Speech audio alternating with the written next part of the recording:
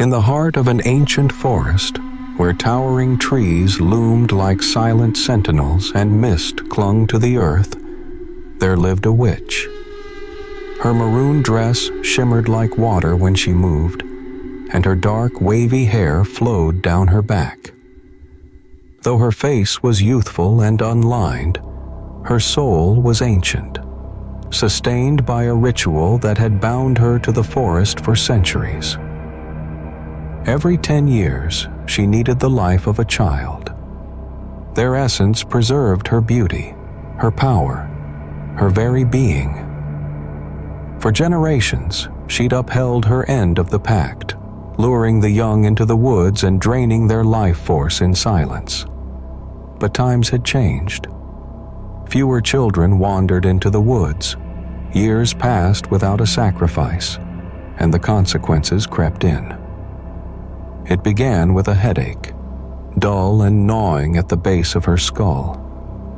One restless night, something pushed through her scalp. By morning, she saw them. Antlers, thick and twisted, rising like bone-crowned branches from her head. They grew larger by the day, nearly 18 inches tall, twisting grotesquely above her. No spell could hide them. Her smooth skin turned pale, translucent. Her nails became claws. Her back curved under the weight of the antlers, and her spells frayed, misfiring with each attempt.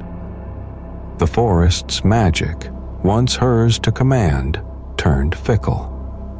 Without a sacrifice soon, the curse would finish what it had started. She would rot into a creature of the woods, mindless, monstrous, forgotten. Then one evening, as dusk draped the forest in shadow, she heard it. The hum of an engine. Her antlers scraped against branches as she moved toward the sound, hope igniting within her. At the forest's edge sat a broken-down school bus.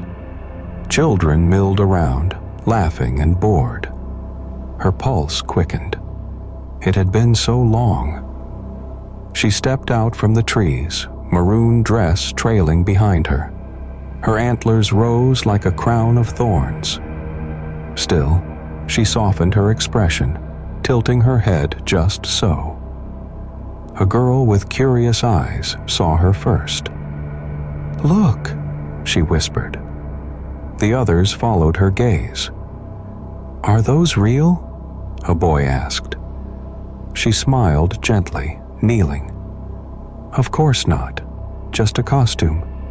I like to pretend I'm one of the forest animals. Would you like to see where they live?" Her voice was honey sweet.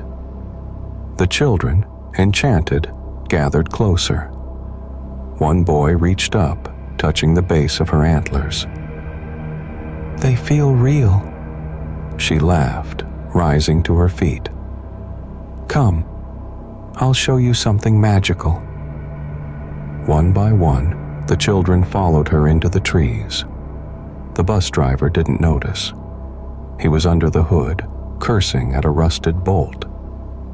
When he looked up, he saw something vanish between the trees. Tall, antlered, but dismissed it. Probably just a deer. The children walked deeper, their footsteps muffled by moss and mist. The forest darkened around them, shadows stretching longer. She led them to a quiet clearing where the air grew cold and still. The children hesitated. The thrill of the moment faded into unease. "This isn't a game, is it?" the boy with curious hands asked. The witch smiled wider, her eyes glinting. "Oh, my dear," she whispered. "The game has only just begun." Her skin rippled. Her youthful mask faltered. The centuries she carried bled through her expression, her age, her hunger, her cruelty. The antlers cast long, jagged shadows across her face. Her fingers stretched into talons. Mist rose, encircling the children, forming a foggy wall around the clearing. The children huddled close, realization dawning in their wide, terrified eyes. The witch's pulse roared in her ears. Magic surged in her veins. The air thickened as her ancient hunger prepared to strike. The forest fell silent. The children tried to scream. The forest swallowed the sound. She raised her hands. The mist pulsed. Shadows clung to the clearing like ink. One by one, the children dropped.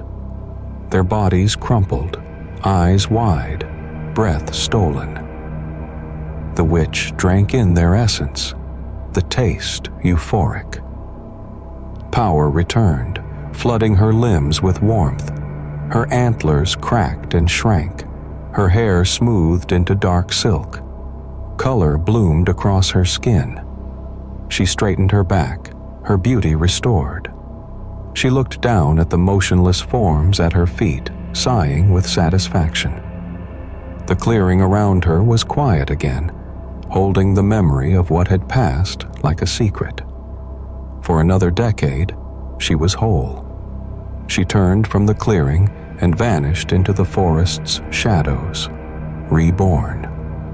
There would always be more children, and she would always be waiting,